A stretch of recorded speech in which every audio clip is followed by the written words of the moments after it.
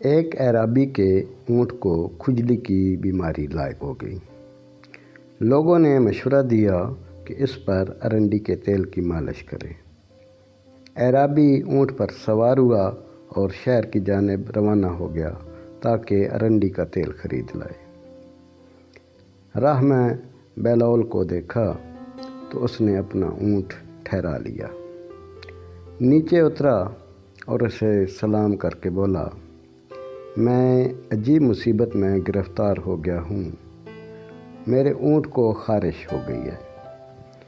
لوگوں نے تو ارنڈی کے تیل کی مالش کرنے کا مشورہ دیا ہے، میں ارنڈی کا تیل لینے ہی جا رہا تھا تو میں دیکھا تو مجھے خیال آیا کہ تمہاری دعا میں بڑا اثر ہے، اگر تم میرے اونٹ پر دم کر دو تو اسے شفا ہو جائے گی۔ بہلول مسکرایا، صرف میری دعا میں تو اتنی تاثیر نہیں ہے کہ اتنا بڑا اونٹ اس سے شفا یاب ہو جائے۔ ہاں، اگر تم ارنڈی کا تیل لے آؤ تو میں اس پر دعا دم کر دوں گا، تم وہ تیل استعمال کرنا تو امید ہے کہ کام بن جائے گا۔